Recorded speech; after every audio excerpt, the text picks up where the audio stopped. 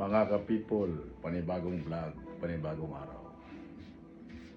Atong biyaan ang tuig 2025. Atong sugaton ang tuig nga 2026 na puno sa mga grasya ug kalipay ug mga maayong panglawas. Sa video nga inyong makita karon, sa imahe nga inyong makita, salamat tagdako sa atong labaw magagahong tungod kay gitagaan nila ug maayong panglawas. Kung asa man karong lugar diri sa kalibutan, asa man ka nag-celebrate sa imong New Year, maayong adlaw kaibigan. Bisan og dili man kita kaila, layo man ta, pero pinaagi sa social media atong may paabot ang atong mga mensahe sa isa't isa. Nahuman na to ang tuig nga ano na kita'y mga nangadawat nga grasya o ginusab sa atong mga pag-vlog. Ano na tayo mga nakuhang pagtulunan sa mga maayong pulong diha sa social media nga atong ginasubaybayan ug ang mga nautan atong gisalikway mga kapipo. So atong sugaton ang 2026 sa maayong panginabuhi ug maayong pagpanarbaho sa ka-OFW o mga migrante diri sa Japan. Ana mga Pilipino diri sa Japan, mistiso o mistisa nga Haponesa, akong gibati na Happy New Year. Og siyempre ay nyo kalimti og share kini atong mga video ug paki-follow na lang sa atong Facebook page og ingon sa mga atong YouTube channel nga Mr. Bohol og TikTok, Instagram ug uban pa diha mga social platform. So, ang among handa gabi mo rin na nabilin nga pag matandog ang Litson Billy kay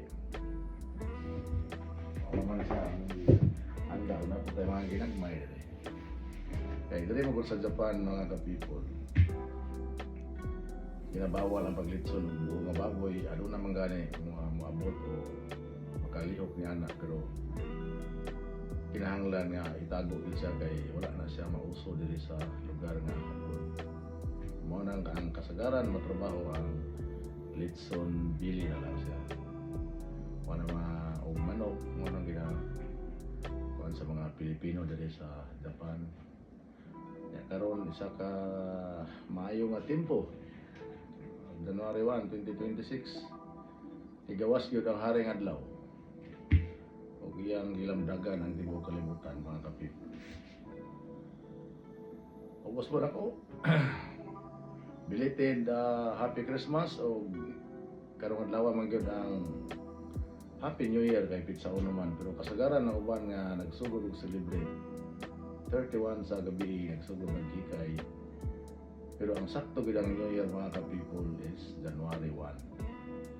So dapat karon ang atong mahimuslan o buong pizza uno kay mao gini ang ginadeklara nga New Year. Bisag tugnaw wala man po tayo trabaho kaya ang diri sa Japan naman pa sa mga 5 o 6 o 7 ka adlaw nga tuwang holidays. Every year gina-celebrate na o ginatagaan o bili sa bansang Japan. Mao lang iyang prioridad ang New Year o kanang kalag-kalag. Ang importante diri sa Japan, ang mga birthday diri mga ka-people wala na ginakaayo i-celebrate. O kanang paghihalubilo sa mga silingan wala na siya kaayo. Naanad na lang sila tungod ni aning mga estranghero.